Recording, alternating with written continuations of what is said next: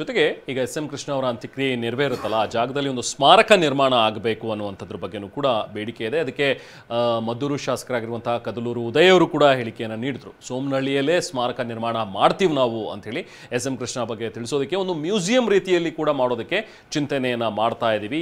ಈ ಬಗ್ಗೆ ನಾವು ಡಿ.ಸಿ.ಎಂ. ಡಿ.ಕೆ. ಶಿವಕುಮಾರ್ ಜೊತೆಗೂ ಕೂಡ ಮಾತಾಡ್ತೀವಿ. ಗಂಧದ ಮರ ಬೆಳೆಯೋದಕ್ಕೆ ರೈತರಿಗೆ ಪ್ರೋತ್ಸಾಹ ನೀಡಿದ್ದೇ ಇವರು. ಹೀಗಾಗಿ ಅಂತ್ಯಕ್ರಿಯೆಗೆ ನಾವು ಗಂಧದ ಮರಗಳನ್ನೇ ಬಳಸ್ತೀವಿ ಅನ್ನುವಂಥ ಒಂದು ಮಾತುಗಳನ್ನು ಕೂಡ ಅವರು ವ್ಯಕ್ತಪಡಿಸಿದ್ರು. ನಿನ್ನೆ ಕೂಡ ಡಿ.ಕೆ. ಶಿವಕುಮಾರ್ ಅವರು ಈ ವಿಚಾರವನ್ನು ಹೇಳ್ತಾ ಇದ್ರು. ಅಂದರೆ ಸ್ವಲ್ಪ ಸಡಿಲೀಕರಣಗೊಳಿಸಿ ಗಂಧದ ಮರಗಳನ್ನು ರೈತರು ಕೂಡ ಬೆಳೆಸಬೇಕು ಅನ್ನುವಂಥದ್ರ ಬಗ್ಗೆ ಪ್ರೋತ್ಸಾಹ ಕೊಟ್ಟಂಥವ್ರು ಅದು ಎಸ್.ಎಂ. ಕೃಷ್ಣ ಅವರು. ಸೊ ಹಾಗಾಗಿ ಈಗ ಅಂತ್ಯಕ್ರಿಯೆಗೆ ಸಿದ್ಧತೆಯನ್ನು ಒಂದು ಕಡೆ ಮಾಡ್ಕೊಳ್ತಾ ಇದ್ರೆ ಇನ್ನು ಅಂತಿಮ ಯಾತ್ರೆ ಕೂಡ ಸಾಗ್ತಾ ಇರುವಂಥದ್ದನ್ನು ನಾವು ಗಮನಿಸ್ತಾ ಇದ್ದೀವಿ. ಎಲ್ಲ ಸಾಗುವಂತಹ ಮಾರ್ಗ ಮಧ್ಯದಲ್ಲೂ ಕೂಡ ಜನ ಇದ್ದಾರೆ, ಅಲ್ಲಲ್ಲಿ ಸ್ಟಾಪ್ ಕೊಡ್ತಾ ಇದ್ದಾರೆ, ಬಂದು ಜನ ಅಂತಿಮ ನಮನವನ್ನು ಸಲ್ಲಿಸ್ತಾ ಇದ್ದಾರೆ. ಈಗ ದೊಡ್ಡವರು ಹೇಳ್ತಾ ಇದ್ರು, ಬದುಕಿದ್ದಾಗ ಒಂದು 4 ಒಳ್ಳೆ ಕೆಲಸಗಳನ್ನಾದ್ರೂ ಮಾಡಬೇಕು, ಆಗ ಸತ್ತಾಗ ಒಂದು 4 ಜನನಾದ್ರೂ ಬರ್ತಾರೆ, ಇಲ್ಲಾಂದ್ರೆ ಯಾರು ಬರಲ್ಲ ನೋಡು ಅಂತ ಹೇಳ್ತಿರ್ತಾರೆ. ಇಲ್ಲಿ ಬಹುಶಃ ಇವ್ರು ಮಾಡಿರುವಂತಹ ಸತ್ಕಾರ್ಯಗಳನ್ನ ಯುವ ಪೀಳಿಗೆ ಅಲ್ಲ, ಮುಂದಿನ ಪೀಳಿಗೆಗಳು ಕೂಡ ನೆನಪು ಮಾಡಿಕೊಳ್ಳುವಂಥದ್ದು. ಅಷ್ಟು ಸತ್ಕಾರ್ಯಗಳನ್ನ ಮಾಡಿ ಕೃಷ್ಣರವರು ಎಲ್ಲರನ್ನ ಬಿಟ್ಟು ಈಗ ಭಾರತ ಲೋಕಕ್ಕೆ ಪಯಣವನ್ನು ಬೆಳೆಸಿರುವಂಥದ್ದು. ಬೆಂಗಳೂರಿನಿಂದ ಏನು ಈಗ ಅಂತಿಮ ಯಾತ್ರೆ ಹೊರಟು ನಾವು ಗಮನಿಸ್ತಾ ಇದ್ದೀವಿ. ಬೆಂಗಳೂರಿನಿಂದಲೂ ಕೂಡ ಮದ್ದೂರಿಗೆ ತಲುಪುವವರೆಗೂ ಕೂಡ ಜನಸಾಗರ, ರಸ್ತೆಯ ಎರಡೂ ಬದಿಯಲ್ಲೂ ಕೂಡ ಜನ ನಿಂತುಕೊಂಡು ಅಂತಿಮ ನಮನವನ್ನು ಸಲ್ಲಿಸ್ತಾ ಇದ್ದಾರೆ. ಇದೀಗ ರಾಮನಗರದಿಂದ ಈಗಾಗಲೇ ಹೊರಟಿದೆ, ಚನ್ನಪಟ್ಟಣವನ್ನು ಇನ್ನೇನು ಕೆಲವೇ ಕ್ಷಣಗಳಲ್ಲಿ ತಲುಪಲಿದೆ. ಸೋಮನಹಳ್ಳಿಯಲ್ಲಿ ನಡೆಯಲಿರುವಂತಹ ಅಂತ್ಯಕ್ರಿಯೆ ಎಲ್ಲ ಸಿದ್ಧತೆಯನ್ನು ಈಗಾಗಲೇ ಮಾಡ್ಕೊಂಡಿದ್ದಾರೆ. ಸ್ಥಳದಲ್ಲಿ ನಾವು ಪ್ರತಿನಿಧಿ ಪ್ರತಿಮಾ ಕೂಡ ಇದ್ದಾರೆ, ಹೆಚ್ಚಿನ ಮಾಹಿತಿಯನ್ನು ಪಡಿತಾ ಹೋಗೋಣ. ಪ್ರತಿಮಾ, ಈಗ ನೀವಿರುವಂಥ ಒಂದು ಸ್ಥಳದಲ್ಲಿ ಅಂತ್ಯಕ್ರಿಯೆ ನೆರವೇರುತ್ತೆ. ಈಗಾಗಲೇ ಅಲ್ಲಿ ಒಂದು ಸಿಮೆಂಟ್ ಸ್ಲ್ಯಾಬನ್ನು ಮಾಡಿರುವಂಥದ್ದನ್ನು ನೋಡಿದ್ವಿ. ಹಾಗೆ ಭಾನುಪ್ರಕಾಶ್ ಶರ್ಮಾ ಅವರು ಕೂಡ ಮಾತಾಡಿದ್ರು, ಯಾವ ವೈದಿಕ ಸಂಪ್ರದಾಯದಂತೆ ನಾವು ನೆರವೇರಿಸ್ತೀವಿ ಅನ್ನುವಂಥದ್ದನ್ನು ತಿಳಿಸಿದ್ದಾರೆ. ಜೊತೆಗೆ ಅಲ್ಲಿ ಆಸನದ ವ್ಯವಸ್ಥೆಗಳನ್ನು ಕೂಡ ಮಾಡ್ತಾ ಇದ್ದಾರೆ. VIP-ಗಳು VVIP-ಗಳ ಮೂಮೆಂಟ್ಸ್ ಇರುತ್ತೆ, CM ಬರ್ತಾರೆ, DCM ಬರ್ತಾರೆ. ಎಲ್ಲ ಸಿದ್ಧತೆಗಳು ಹೇಗಿದೆ ಪ್ರತಿಮಾ? ಈಗ ನೀವಿರುವಂಥ ಒಂದು ಸ್ಥಳದಿಂದ ಏನು ರಿಪೋರ್ಟ್ ಶೇರ್ ಮಾಡ್ಕೊಳ್ತೀರಿ? ರೆಹಮಾನ್, ಬೆಳಗಿನಿಂದಲೂ ಕೂಡ ಬೆರಸಿನ ಸಿದ್ಧತೆಗಳು ನಡೀತಾ ಇರುವಂಥದ್ದು ನಾವೀಗ ಗಮನಿಸ್ತಾ ಇದ್ದೀವಿ ದೃಶ್ಯಗಳಲ್ಲೂ ಕೂಡ. ತಾವಾಗಲೇ ಮೆನ್ಷನ್ ಮಾಡಿದ ಹಾಗೆ ಇಲ್ಲಿ ಸ್ಲ್ಯಾಬ್ ಸಿದ್ಧ ಆಗಿದೆ, ಪುಷ್ಪಾಲಂಕೃತಗೊಂಡಿದೆ. ಇಲ್ಲೇ ಮಾಜಿ CM ಎಸ್.ಎಂ. ಕೃಷ್ಣ ಅವರ ಅಂತ್ಯ ಸಂಸ್ಕಾರ ಕೂಡ ನೆರವೇರುವಂಥದ್ದು. ಅದಕ್ಕೂ ಮುನ್ನ ಸಾರ್ವಜನಿಕರಿಗೆ ದರ್ಶನಕ್ಕೂ ಕೂಡ ಇಲ್ಲೇ ಅವಕಾಶವನ್ನು ನೀಡಲಾಗುತ್ತೆ. ಹಾಗೆ ನನ್ನ ಎಡಭಾಗದಲ್ಲಿ ನಾವು ಒಂದು ಕೊಂಚ ಗಮನಿಸೋದಾದ್ರೆ ಅಲ್ಲೂ ಒಂದು ಗಾಡಿ ಸಿದ್ಧ ಆಗಿದೆ. ಆ ಗಾಡಿಯಲ್ಲಿ ಇರುವಂಥದ್ದು ಶ್ರೀಗಂಧದ ಮರದಿಂದ ಈ ಬಾರಿ ಅಂದರೆ ಎಸ್.ಎಂ. ಕೃಷ್ಣ ಅವರ ಅಂತ್ಯ ಸಂಸ್ಕಾರಕ್ಕೆ ಶ್ರೀಗಂಧದ ಮರಗಳನ್ನು ಬಳಸೋದಕ್ಕೆ ತಯಾರಿ ಆಗಿರುವಂಥದ್ದು. ಈಗಾಗಲೇ ತರಲಾಗಿದೆ, ಅರಣ್ಯ ಇಲಾಖೆಯಿಂದ ತೆಗೆದುಕೊಂಡು ಬರಲಾಗಿದೆ.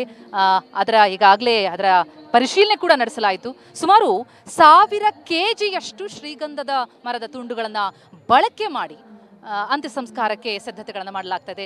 ಯಾಕೆ ಅಂತಂದರೆ ನಾವು ಗಮನಿಸ್ತೀವಿ ಎಸ್.ಎಂ. ಕೃಷ್ಣ ಅವರ ಅವಧಿಯಲ್ಲಿ ಅವರು ಮಾಡಿದಂತಹ ಹಲವು ಅಭಿವೃದ್ಧಿ ಕಾರ್ಯಗಳ ಪೈಕಿ ರೈತರಿಗೆ ಶ್ರೀಗಂಧದ ಮರವನ್ನು ಬೆಳೆಸೋದಕ್ಕೆ ಅವರು ಕೊಟ್ಟಂತಹ ಪ್ರೋತ್ಸಾಹ ಪಾಲಿಸಿಗಳೇನಿದೆ ಅದನ್ನು ಇವತ್ತಿಗೂ ಕೂಡ ಜನ ನೆನಪಿಸ್ಕೊಳ್ತಾರೆ.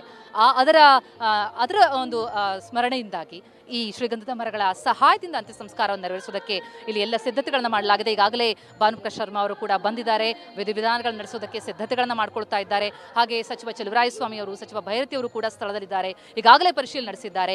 ಗಾರ್ಡ್ ಆಫ್ ಆನರ್ಸ್ ಕೊಡೋದಕ್ಕೆ ಕೂಡ ತಂಡ ಸಿದ್ಧ ಆಗಿರುವಂಥದ್ದು. ಇನ್ನೇನು ಕೆಲವೇ ಹೊತ್ತು ರೆಹಮಾನ್ ಇಲ್ಲಿ ತರಲಾಗುತ್ತೆ ಪಾರ್ಥಿವ ಶರೀರವನ್ನ.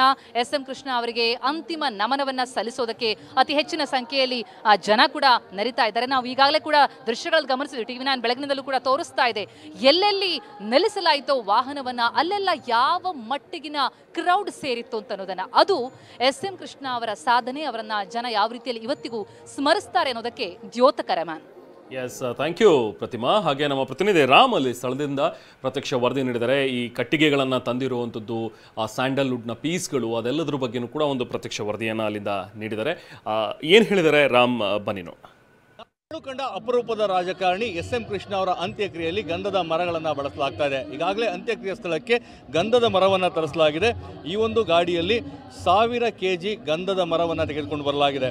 ಸಾಮಾನ್ಯವಾಗಿ ಮರಗಳಲ್ಲೇ ಅತ್ಯಂತ ಶ್ರೇಷ್ಠವಾದಂಥದ್ದು ಗಂಧದ ಮರ. ಅಂತ್ಯಕ್ರಿಯೆ ಸಂದರ್ಭದಲ್ಲಿ ಯಾವುದೇ ಬೇರೆ ಅಂತ್ಯಕ್ರಿಯೆಗಳಾದರೆ ಒಂದು ಸಣ್ಣದಾದಂತಹ ಚೂರನ್ನು ಅಲ್ಲಿ ಇಟ್ಟು ಅಂತ್ಯಕ್ರಿಯೆ ಮಾಡುವಂತಹ ಕೆಲಸವನ್ನು ಮಾಡ್ತಾ ಇದ್ರು. ಈ ಹಿನ್ನೆಲೆಯಲ್ಲಿ ಇದೀಗ ಏನು ಈ ಸಂಪೂರ್ಣವಾಗಿ ಗಂಧದ ಮರವನ್ನು ಬಳಸಿ ಅಂದರೆ 1,000 kg ಗಂಧದ ಮರವನ್ನು ಬಳಸಿಕೊಂಡು ಅಂತ್ಯಕ್ರಿಯೆಯನ್ನು ಮಾಡಲಾಗ್ತಾ ಇದೆ. ಇದು ನಿಜಕ್ಕೂ ಒಂದು ವಿಶೇಷ ಅಂತಲೇ ಹೇಳ್ಬೋದು. ಯಾಕಂದರೆ SM ಕೃಷ್ಣ ಅವರು ಮಂಡ್ಯದ ರೈತರಿಗೆ ಗಂಧವನ್ನು ಬೆಳೀಲಿಕ್ಕೆ ಸಾಕಷ್ಟು ಪ್ರೋತ್ಸಾಹವನ್ನು ನೀಡಿದರು. ಈ ಹಿನ್ನೆಲೆಯಲ್ಲಿ ಮಂಡ್ಯ ಜಿಲ್ಲೆಯ ಬಹುತೇಕ ರೈತರು ಗಂಧದ ಮರವನ್ನು ಬೆಳೆಯುವಂಥ ಕೆಲಸವನ್ನು ಮಾಡಿದರು. ರೈತರಿಗೆ ಪ್ರೋತ್ಸಾಹದಾಯಕವಾಗಿದ್ದಂತಹ SM ಕೃಷ್ಣ ಅವರ ಅಂತ್ಯಕ್ರಿಯೆಗೆ ಇದೇ ಗಂಧದ ಮರವನ್ನು ಬಳಸಬೇಕು ಅಂತೇಳಿ ನಿರ್ಧಾರವನ್ನು ಮಾಡಲಾಗಿತ್ತು.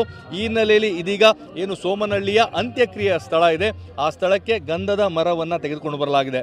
ಈಗಾಗಲೇ ಆ ಗಂಧದ ಕಟ್ಟಿಗೆಯನ್ನು ತಾವು ನೋಡ್ತಾ ಇರ್ಬೋದು. ಚೀಲಗಳಲ್ಲಿ 1,000 kg ಗಂಧದ ಮರದ ತುಂಡುಗಳನ್ನು ಇಡಲಾಗಿದೆ. ಇದು ಮೈಸೂರು ಗಂಧದ ಕೋಟೆಯಿಂದ ತರಲಾಗಿದೆ. ಇದು 1,000 kg ಅಷ್ಟಿದೆ. ಇದನ್ನು ವಿವಿಧ ಕ್ಲಾಸ್ಗಳಲ್ಲಿ ಅದನ್ನು ತಂದಿದ್ದೀವಿ. ಬೇರೆ ಬೇರೆ ಕ್ಲಾಸಸ್ ಮಾಡಿರ್ತೀವಿ. ಆ ಗಂಧಗಳು 1,000 kg ಇದೆ. ಅಷ್ಟನ್ನು ನಾವು ಇಲ್ಲಿ ಬಳಸೋದಕ್ಕೆ ತಂದಿದ್ದೀವಿ. ಬೇರೆ ಬೇರೆ ರೋಲ್ಗಳಲ್ಲಿ ಇರುತ್ತೆ, ಅಂದರೆ ಉಂಡೆ ಮರಗಳಿರ್ತವೆ ಮತ್ತು ಸೈಜ್ ಇರುತ್ತೆ, ಅದೆಲ್ಲ ಇದೆ. ವಿವಿಧ ಅಳತೆಗಳಲ್ಲಿದ್ದಾವೆ. ಅವು ಒಟ್ಟು 1,000 kg ವಿವಿಧ ಚೀಲಗಳು. ಅದು ಪರ್ಮಿಟಲ್ಲಿದೆ, ಅದು ಪರ್ಮಿಟಲ್ಲಿ ಅದು ದಾಖಲಾಗಿದೆ. ಹಿಂದೆ ರಾಜ್ಕುಮಾರ್ ತೀರೋದಾಗಲೂ ಹಾಗೆ ಇತ್ತು, ಮತ್ತು ಅಂಬರೀಷ್ ಅವರು ತೀರೋದಾಗಲೂ ಕೂಡ ಇದನ್ನು ಬಳಸಲಾಗಿತ್ತು. ಇದನ್ನು ಇಲ್ಲಿನ ಏನು ಯೋಜನೆ ಮಾಡಿದ್ದಾರೆ ಅವರು ಕೂಡ ತೀರ್ಮಾನ ಮಾಡ್ತಾರೆ. ನಾವು ಇದನ್ನು ತಂದಿದ್ದೀವಿ. 1,000 ಮೈಸೂರಿಂದ ತಂದಿದ್ದೀವಿ. ಇದು ACF ಅವರ ಮಾತು. ಮೈಸೂರಿನ ಗಂಧದ ಕೋಟೆಯಿಂದ ಈ ಗಂಧದ ಮರಗಳನ್ನು ತೆಗೆದುಕೊಂಡು ಬರಲಾಗಿದೆ.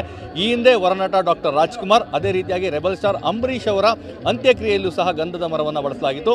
ಇದೀಗ ನಾಡು ಕಂಡ ಅಪರೂಪದ ರಾಜಕಾರಣಿ SM ಕೃಷ್ಣ ಅವರ ಅಂತ್ಯಕ್ರಿಯೆಯಲ್ಲೂ ಸಹ ಗಂಧದ ಮರಗಳನ್ನು ಬಳಸಲಾಗ್ತಾ ಇದೆ.